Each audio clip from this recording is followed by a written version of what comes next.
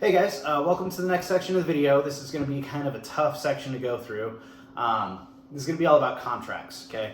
And first and foremost, the most important thing about all this is to read your contracts. Boom, that's it, video done. Okay, seriously though, you'd be surprised at how many people don't read contracts. Whoops. You'd be surprised at how many people don't read their contracts, and this turns into issues later. Contracts are a legal binding agreement between the contractor and yourself, okay? And much like building permits, they're designed to protect both the contractor as a company and you as a consumer, okay? So they're actually designed to protect both of you. Just like getting a building permit, they're doing the plan check, making sure everything's according to the building plans, but they're supposed to be there, the plan checkers, building plan checkers, to protect the contractor and the homeowner, right? A lot of people just see like what's right in front of them. The bigger picture is that you're being protected. That's why all these things are here, right? So I'm going to go through California contracts specifically. It's what I have the most experience in, obviously. I'm in California. But also it's one of the most stringent states as far as like legal requirements and stuff like that. So it gives me an opportunity to touch on everything. So these contracts are going to be more about California specifically, right? So there's several elements that need to be incorporated into a contract. Some of them are legally required by the contractor state license board to be in a contract. And the other ones are sort of optional or multitudinal or whatever. If you get the notices that are supposed to be issued to a homeowner that is not in your contract, question the contractor, right? If you get a little one-pager and it's got all that fine print on the back that's super hard to read, I would recommend getting separate estimates with better contracts. So the big thing about the contract is each element can be discussed with the contractor, right? Nothing's set in stone. So if you read everything on the front end and you have this understanding and agreement with the contractor, it really helps to resolve problems. And in going through this video, I know I'm at risk to talk about some negative things like disputes and blah, blah, blah, blah, blah, but it's necessary. It talks about the good, the bad, and the ugly. Okay, so first things first, inside a contract, you should have a scope of work. The scope of work is an agreement on what needs to be done. It needs to be detailed, okay? So ideally, anything that exists outside of the scope of work should be a change order item because it's not originally agreed upon, right? If I issue you a scope of work to replace the drywall in your bathroom and I tear off the drywall and there's a bunch of mold back there, I, as the contractor, should not be financially responsible or responsible at all to clean up that mold, bleach it, and do all the fun stuff you have to do in order to mitigate all that, and then replace your drywall back for the original price that I quoted you for just the drywall, right? Inversely, it's kind of like, hey, if you want me to replace the drywall in your living room and I come in and I quote one wall in your living room and I talk about taking that wall out and putting the new one in, and then you're not happy because the other three weren't done. The scope of work would help specify stuff like that. So it's very important to pay attention to that. For me, if I was talking about replacing drywall in a living room, I'd talk about which walls, what the measurements of those walls were. I'd talk about what type of drywall that I'm going to be replacing it with, how thick it's going to be. I'm going to talk about having to do the painting, the striping. I'm going to talk about the texturing. I'm going to talk about all that stuff in my scope of work. There will be absolutely no question about what I am going to provide for you as a contractor. This protects you as a homeowner, because if I tell you that I'm going to put a half-inch thick drywall back in your living room and then I throw a quarter-inch in to save $1 or $2, I'm wrong. I shouldn't have done that, right? So it helps to prevent the contractor from cutting corners. It also helps specify exactly what you're going to get out of a project. You cannot have a too detailed scope of work. Does not exist. The more detailed, the better it is. A lot of times you'll see these little 1 or 2 sentence scopes of work, and those contractors, I almost guarantee you, have problems with clients. Next up, payment terms. Everyone loves payment terms. There's several things about the payment terms. First of all, it needs to include the price, and second of all, it'll have like an agreement on deposit, material payment, mobilization, blah, blah, blah, blah. This is where everything gets broken down. Some people like to break it down in like material labor markup, and profit. They'll spell it all out for you exactly like that. That's more home improvement. For foundation repair, most often in the payment breakdown, you get like products, right? You know, push piers or helical piers or polymer or concrete or this, whatever, right? That's how it's generally broken up, and it includes the product and the labor into the price of that product. So that's what you're gonna see most for foundation repair. Very important couple thing on payment terms. First of all, state of California requires no greater deposit than 10% or $1,000, whichever is less. So if you got a $100,000 contract, you're gonna pay $1,000 deposit. If you have a $10,000 project, it's still $1,000 deposit. It's only when you get to like 9,000, 8,000, 7,000, it's 10% of the contract cost as far as deposit. That is all you are responsible for as a homeowner. If a contractor is demanding up front for more than that, they're actually in violation of California law. Cut and run. There's an issue. Okay, just hands down. If they're fighting you on that, cut and run. They're having some problems and they are trying to get a quick buck, and I would not trust it myself. Also, sorry, one more thing on payment terms. Retention, and this also kind of goes into dispute, but retention. So clients are legally allowed to hold up to a 10% retention of the final payment till everything is closed out. This usually comes into play when you have permits on a project. You'll pay for all of the work done and then withhold 10% until that permit is finalized, specifically for the scope that the contractor is in, right? So if they're doing your roofing and it's a $20,000 job, they come out, they do the work, the permit is for an entire remodel of the home. As long as the inspector comes out and signs off on the roofing, then you pay that last 10%. A lot of clients like to negotiate 15 or 20%. I understand wanting to hold on to your money, and I also understand wanting to have more negotiating power against contractors who may or may not be forthright in finishing the work, right? So I get it, but the limitations for California law extend to a maximum of 10% that contractors are required to give. So when push comes to shove, you can negotiate more if you can, but on the outside of that, it's going to be 10% of the total contract cost. Next up is going to be time frame. I hate this one. So the time frame should guesstimate about how long the work is going to take. That's helpful for you as a homeowner for sure. Once you sign a document, the contractor is required to have, within 30 days, to have significant forward movement or progress on a project. That's tough, especially for like foundation repair contractors, because when we give you a proposal or whatever, especially before engineering, you're signing off on this stuff that doesn't move until the permits are ready. So that's why, again, that process of doing the engineering and then selecting everything and then perhaps permitting even, well, no, you have to have a contractor before then, but starting with all that stuff first kind of helps with this. It's kind of a tough ordeal for foundation repair. But yeah, in any case, it should have some sort of time frame. It's an agreement with you guys on what needs to be done. Speaking of permits, it should discuss permits. Now, many contractors don't deal with permits. They make the engineer do it, or they make the client do it, or they do whatever. You might do it without a permit. I don't, right? But there needs to be something on the contract that discusses the permits that allow them to work. More than likely, it's going to say it's not their responsibility and the homeowner needs to do it all themselves. They can help you supplement that, or some better companies will help pull that permit for you, right? It's just a liability thing. That's why most of them put it on there, and it's also to put you as a homeowner on notice that permits might be required. Next up, it's going to be several different documents or things that should come with your contract. First, you should always get a copy of the warranty. What is the warrantable items? We're going to get to that in a bit, but you should have a warranty, either certificate or claim, on what they're going to provide you for the services that they're doing, right?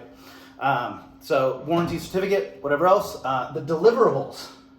What do they give you at the end of the job? it shouldn't just be a zero balance invoice. There should be a very specific written summary of what exactly was done, what the improvements were, and so on and so forth. These deliverables should be provided to you and agreed to be provided to you prior to the start of work, right? And finally, especially if you're a smart homeowner, insurance. Insurance documents.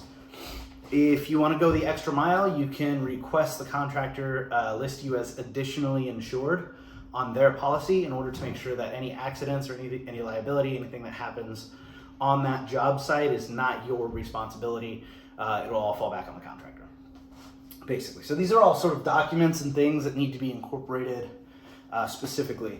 A couple of other items that are going to be state required to go in there.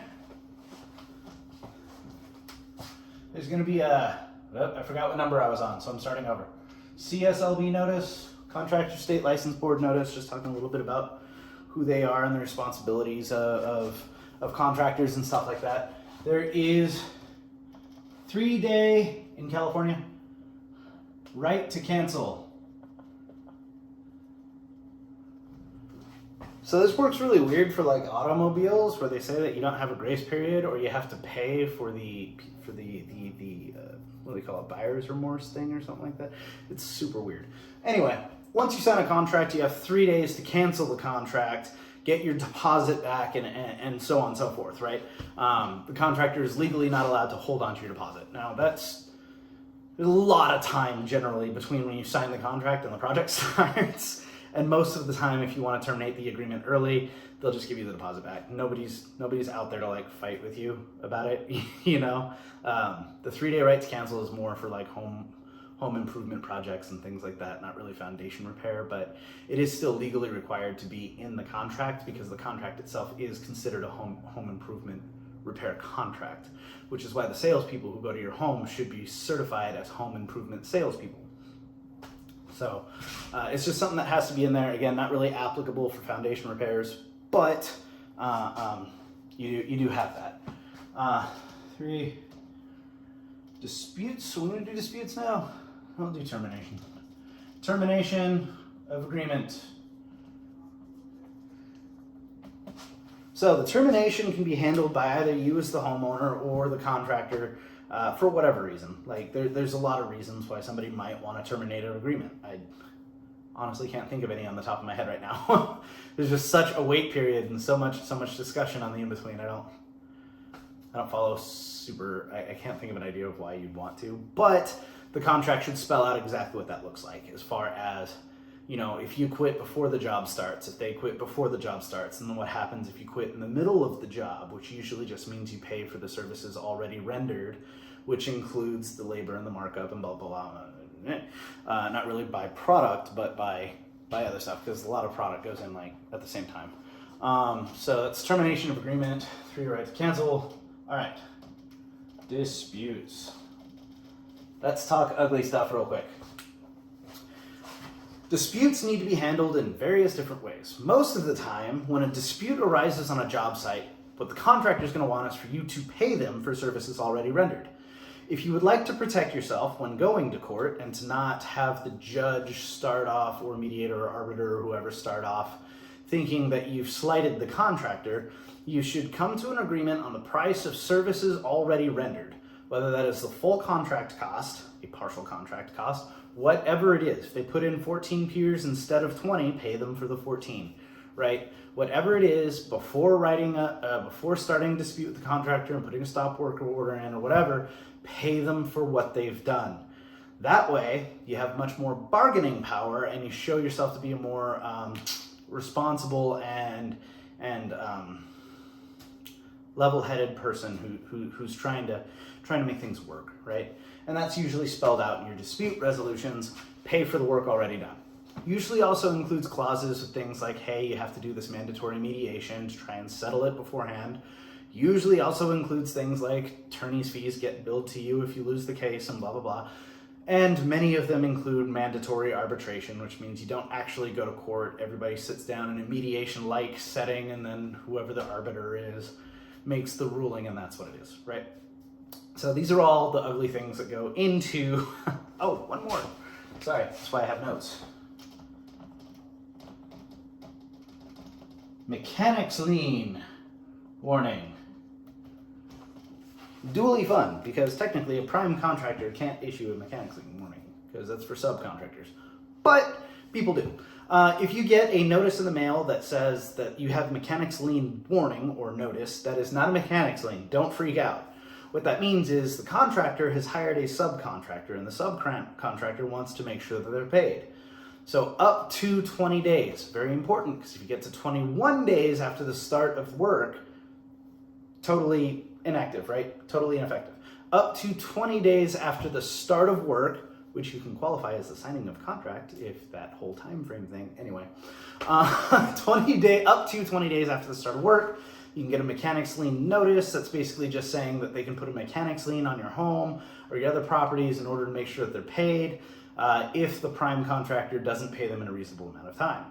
If you do receive one of those, just make sure you get a list of all subcontractors and you get a mechanics lien release for all of the notices that you get that are mechanics liens. That's really all it is. It's not an actual lien on your property or anything, but it has to be written into your contract. This is a requirement by the state of California to be in your contract.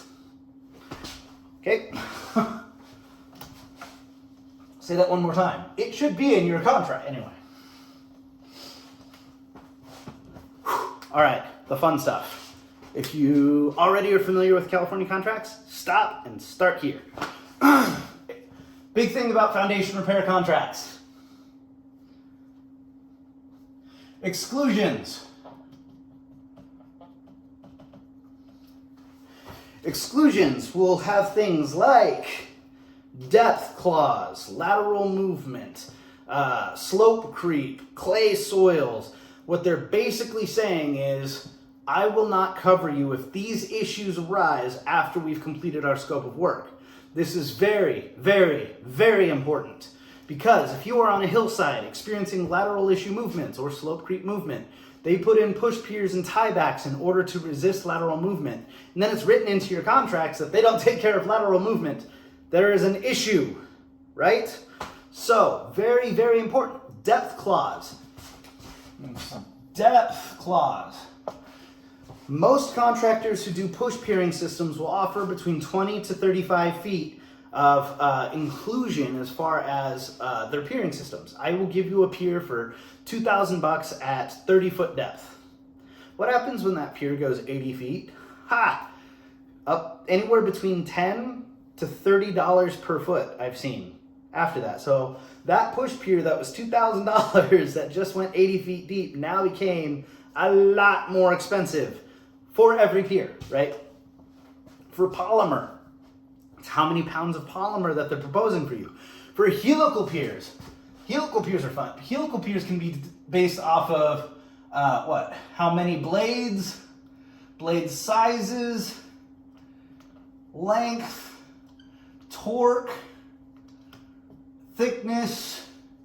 Those are all elements that they're proposing to you when they give you the first proposal. If any of these change during engineering, that's a change order item, right? As long as they wrote it into their scope of work more specifically and blah, blah, blah, blah, blah. But it's very, very important to pay attention to the exclusions. Slope creep, depth, slope creep, lateral movement, clay soil. If your home is sitting on a clay soil and it's experiencing heaving and there's issues like that, and then they stabilize your home and they give you a warranty for it, and then the warranty says that clay soil is specifically excluded, you have a useless warranty. I can't stress this enough. You have a useless warranty. Okay? If you have slope creep issue going on in your home, they stabilize your home and they give you a 25-year warranty that does not include slope creep. You have a useless warranty. They might be stabilizing the home, they are not stabilizing the hillside, which means slope creep continues, which can affect the current repair scope work, unless you're doing caissons or something that specifically addresses the lateral movement. But if your lateral movement is excluded as one of the covered items under the warranty, you have a useless warranty. Okay, this is what they mean by no warranty will be provided, no guarantees, either expressed or implied. This is a contractor protecting themselves, for sure. I understand it, okay? Understand one of the first things from the first videos I ever posted was that geotechnical engineering is the most inexact form of science, right? Slope creep will continue. To say that you're going to just arrest all of the slope creep on a mountain, tell that to Palos Verdes, right? The entire city that's falling down a hill. Tell that to San Clemente, who's got the ancient landslide zones and stuff like that. You're not going to stabilize it, but it's important to have an understanding with the contractor exactly what these exclusions are and what they do and what your warranty covers. Okay, so exclusions are very, very, very important. This falls into depth and design clause, not necessarily a clause, but writing, which generally includes some sort of statement that talks about how they can't guarantee the level of lift. Push piers and helical piers probably provide the best possible lifting opportunity. Best possible lifting, that just comes naturally out of my mouth. Because never, ever, ever will any reputable contractor guarantee you a full level or any specific level of lift. There's just weird things that happen. Okay, these are all designed to help lift your home back to as level as practicable. It's another statement you'll see a lot. As level as practicable. Because if we start picking your foundation up, especially after it's settled 3, 4, 5, 6, 7, 8, 9 inches, and some of the superstructure has started bending and twisting and contorting, and we're picking it up and causing structural damage on top, you're going to pay $30,000 to level your house out and another $80,000 trying to fix the house afterward. Not worth it. And that responsibility ends up falling on the contractor, no matter what they say in their contract, because people don't actually read them. So, very important to pay attention to the lifting statement. Nobody's going to guarantee a lift, not if they're reputable. There's better lifting opportunities and better opportunities to lift, but nothing can be guaranteed, especially people who haven't even put eyes on what the footing looks like yet. Right? There was a project up in Lompoc, California. We went through all of the engineering phase with people I'm not going to talk about. And as soon as we went up there to start the work, to start the job, we dug out the footing and found out it was crumbling and spalling so bad that I pushed a pencil through the concrete. Okay, that's bad. You can't be making guarantees. So any reputable contractor who comes out there, especially prior to engineering, is not going to make that guarantee. They're going to have a lift clause, okay? They're going to have a depth clause and a design clause. Very, very, very important to pay attention to. Warranty items. We started on that earlier. What is your warranty for? Just because you have a warranty doesn't mean it covers exactly what they're doing, right? So actually read the thing. A good warranty will spell out the process, how to transfer the warranty to new homeowners, if that's something the contractor does. Not all of them do that, and that's fine. It'll have very specific details on how to call in the warranty, what the process looks like, what is and is not covered. Did you know if I said I will give you a 50-year material warranty, all I'm promising you is the material, which means you're still responsible for the labor. Most of the warranties will spell out that if your house continues to settle and there's some damage to the inside, we have to come back and cut concrete and do this and do that or whatever, you still have to pay for the concrete and the labor and the, right? So a warranty doesn't just mean like, I'm covered. You have to read the warranty. You have to understand what you're getting into. If it's a 15-year material warranty versus an all-inclusive warranty, right? Even the all-inclusive warranties oftentimes spell out, they'll give you a free mobilization, free labor and material once or twice even. And upon a third go, they'll require further geotechnical investigation. Why are they doing that? Because now there's probably another problem that's listed back there in that exclusion section that says it needs to be addressed differently. Read your contracts. I can't stress that enough. Read your contracts. Finally, change order notices. It's just the process of change orders, how it's done. Again, if you had a really good scope of work, ideally anything outside of that scope of work is a change order. That's how easy it is. Don't accept these 1 and 2 sentence scopes of work. Don't accept people that don't have all the California required mandates. And your contract should be like 5 pages minimum long, maybe 3. No, I don't think you can do it in 3. Your contract should be 5 pages at minimum long. With all this information and actually going into detail on all of it, it should be at least 5 pages long. Anyway, I just wanted to give you guys something to look out for, ways to protect yourself, and key elements within a contract to actually pay attention to and look at, and so on and so forth. Hopefully it helps you out. If it does, let me know. Thank you guys for listening. Please feel free to like, subscribe, and share, as well as any questions, comments, concerns, drop a line below or message me directly. Thank you all so much, and I hope you guys have a great day.